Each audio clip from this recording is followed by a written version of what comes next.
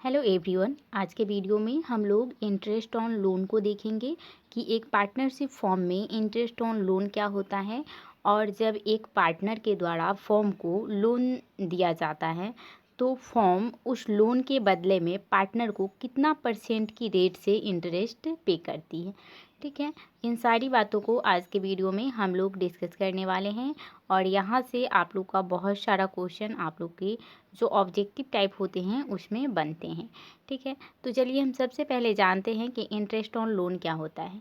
तो देखिए, जब कोई भी पार्टनर पूंजी के अतिरिक्त यानी कि वह कैपिटल के अतिरिक्त यानी कि कैपिटल के अलावा अगर कोई राशि फॉर्म को ऋण के रूप में देता है यानी अग्रिम रूप में इसको देता है यानी एडवांस के रूप में अगर फॉर्म को वह देता है तो इसे पार्टनर का लोन कहा जाता है और यह साझेदार की पूंजी से भिन्न होता है यानी कि यह किसी भी पार्टनर के कैपिटल से अलग होता है और इसे पार्टनर के जो लोन अकाउंट होता है उसमें लिखा जाता है। ठीक है, तो इंटरेस्ट ऑन लोन का क्या मतलब हुआ कि जब कोई भी पार्टनर पूंजी के अतिरिक्त यानी कि पूंजी के अलावे यदि वह फॉर्म को कोई अमाउंट देता है तो उसी अमाउंट को हम लोग लोन के रूप में जानते हैं। ठीक है, और इस अमाउंट को हम लोग पार्टनर के लोन अकाउंट में लिखते हैं। ठीक है, यानी कि एक फॉर्म के द्वारा इस अमाउंट को जो पार्टनर ने पूंजी के अतिरिक्त दिया है, पूंजी के अलावे फॉर्म को कुछ पैसा दिया है तो उसे पार्टनर लोन अकाउंट में लिखा जाएगा। ठीक है, उसके बाद देखिए, पार्टनर जो है वह फॉर्म को लोन देता है। ठीक है, यानी पूंजी के अलावे जो भी पैसा वह फॉर्म को दिया तो उसे हम लोग लोन के रूप में जानते हैं। तो उस पर पार्टनर को फॉर्म क्या करती है कि कुछ ब्याज देती है। ठीक है, तो देखिए अब ब्याज कैसे देगी और कितना परसेंट की रेट से देगी। तो देखिए, इसका दो कंडीशन हो जाता है। एक तो हो जाता है कि अगर पार्टनरशिप डीड है और उसमें जितना परसेंट की रेट लोन पे देने के लिए एग्रीमेंट हुआ है तो उतना परसेंट की रेट से पार्टनर को इंटरेस्ट उसके लोन पे मिल जाएगा।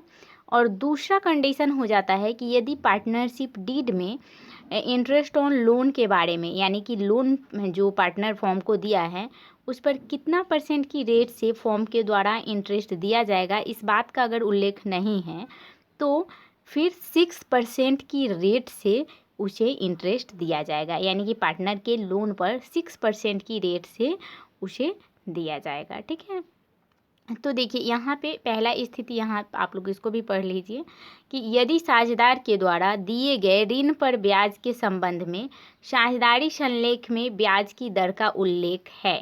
ठीक है, यानी कि अगर पार्टनरशिप डीड में अगर जो है वह ब्याज की दर यानी कि लोन पर कितना परसेंट की रेट से उसे इंटरेस्ट मिलेगा, अगर इस बात का उल्लेख है कि अगर उसे 5% या 6% या फिर 7%, तो जितना परसेंट की रेट से अगर पार्टनरशिप डीड में है तो उतना परसेंट की रेट से उसे जो है वह इंटरेस्ट पे होगा।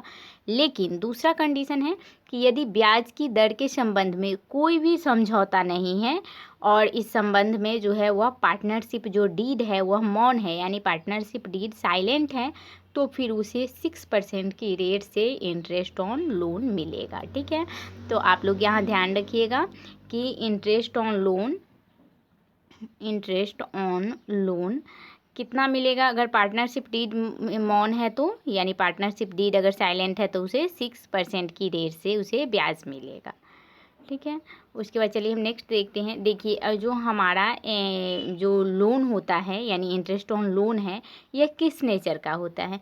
तो देखिए ऐसा माना जाता है कि जो हमारा इंटरेस्ट ऑन लोन है यह जो होता है वह लाभ पर यानी यह प्रॉफिट पे चार्ज है। ठीक है, यानी चार्ज ऑन प्रॉफिट है।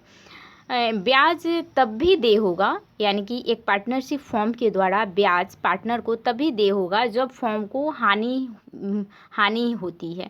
ठीक है, या फिर उसे प्रॉफिट होगा तो उसे दे है ही, लेकिन साथ ही अगर फॉर्म को लॉस होता है तो भी पार्टनर को उसके लोन पर इंटरेस्ट देना होगा। और एक तरह से जो इंटरेस्ट ऑन लोन है यह प्रॉफिट पर चार्ज होता है। ठीक है, यानी लाभ पर प्रभार है।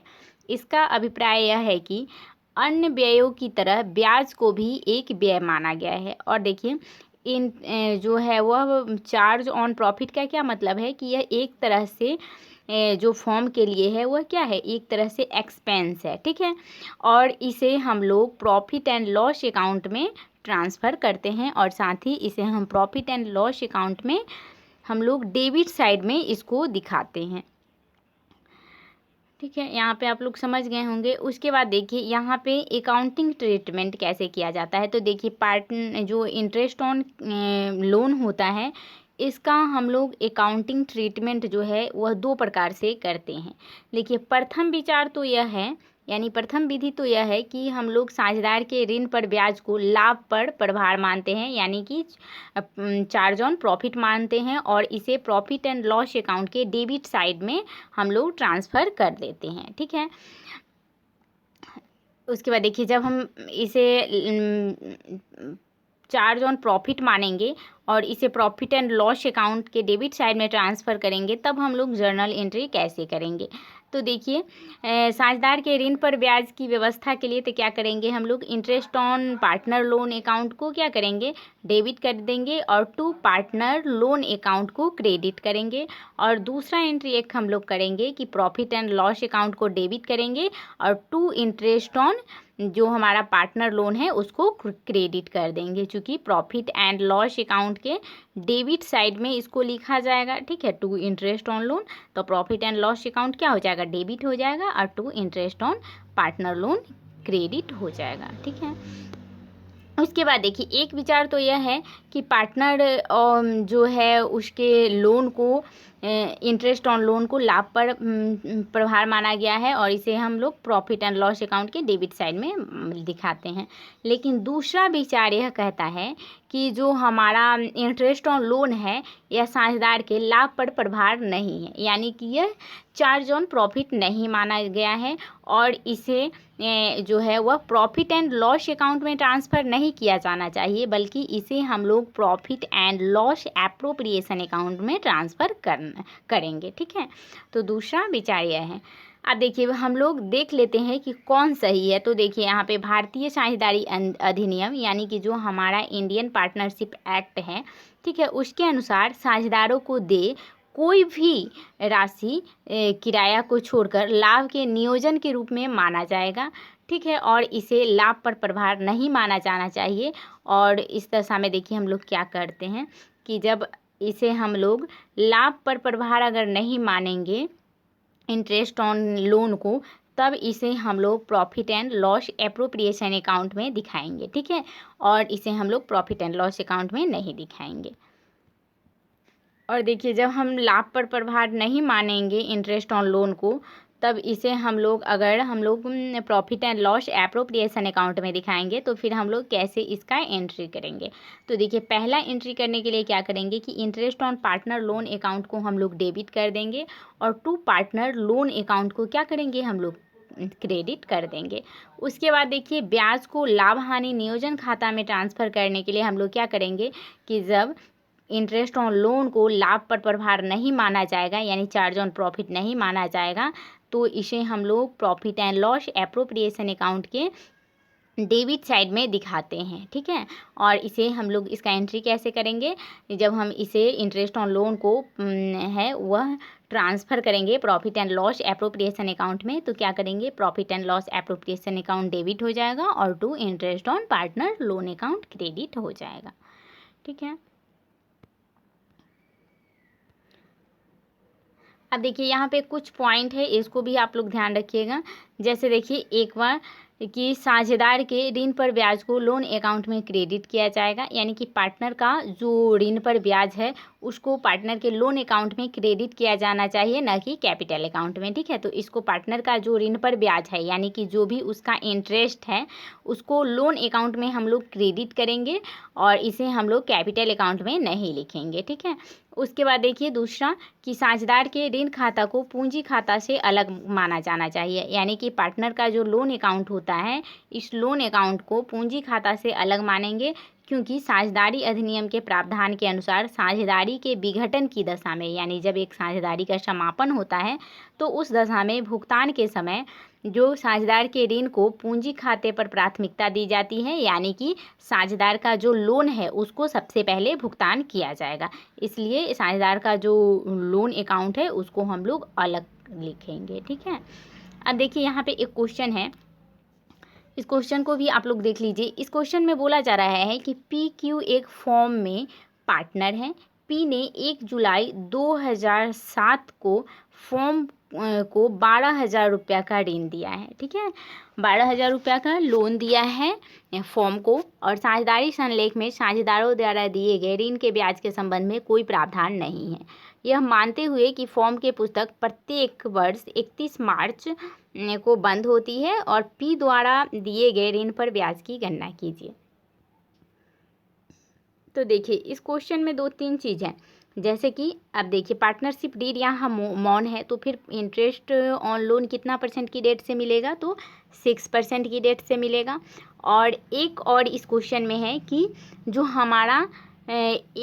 हमारा वित्तीय वर्ष होता है, जैसे कि यहाँ 1 अप्रैल 2007 से आप ले लीजिए। ठीक है, तो 31 मार्च 2008 तक, तो यहाँ बोल रहा है कि 1 जुलाई से हुआ है। ठीक है, तो जुलाई से आप 1 जुलाई से 31 मार्च तक आप कैलकुलेशन कीजिए। 1 जुलाई 2007 से 31 मार्च 2008 तक, तो कितना आ जाएगा, यह 9 मंथ आ जाएगा। ठीक है, तो 6% की रेट से हम लोग 9 महीने के लिए इसका इंटरेस्ट निकालेंगे। ठीक है, तो लोन कितना है, 12,000 रुपया का है। ठीक है, 12,000 रुपया का लोन है, इस पर 6% की रेट से हम लोग निकालेंगे, और कितने महीने का, 9 महीने का। ठीक है, निकालेंगे तो कट गया। ठीक है, इस तरह से आप कर लीजिए। तो देखिए इसका आंसर कितना आ जाएगा, तो इसका आंसर कितना आ गया, आप लोग 54 और 0, तो 540 रुपया आ गया इसका आंसर, यानी कि इंटरेस्ट ऑन लोन 540 रुपया आ गया, जो कि फॉर्म पे करेगी पार्टनर को।